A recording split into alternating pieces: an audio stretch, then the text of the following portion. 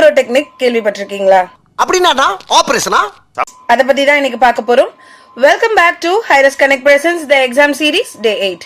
இத்தாலியில இருந்த ஒரு college student அவரோட ஸ்டடி டைமை ஸ்மார்ட்டா மேனேஜ் பண்றதுக்காக கண்டுபிடிச்சதுதான் இந்த போமோடோரோ டெக்னிக். போமோடோரோனா இட்டாலியன் லாங்குவேஜ்ல தக்காளின்னு அர்த்தம். ஏய், என்னைய வச்சு ஒன்னும் காமெடி கிமெடி பண்ணலையே. பிரேக் இல்லாம லாங் டியூரேஷன்ல நம்ம படிக்கிறப்ப எவ்ரி 25 மினிட்ஸ் ஒரு டைமர் ஃபிக்ஸ் பண்ணி அந்த பர்டிகுலர் டைம்க்கு ஏத்த மாதிரி ஒரு போர்ஷனை டார்கெட்டா ஃபிக்ஸ் பண்ணி அதை அந்த பர்டிகுலர் டைம்லயே படிச்சு ரிவைஸ் பண்ணி முடிக்கணும். தென் நெக்ஸ்ட் வர 1 or 2 மினிட்ஸ்ல அடுத்த 25 மினிட்ஸ் சைக்கிள்கான ப்ரிப்பரேஷனை பண்ணிட்டு நெக்ஸ்ட் 25 மினிட்ஸ் சைக்கிள ஆரம்பிக்கணும். இதுதான் போமோடோரோ டெக்னிக்.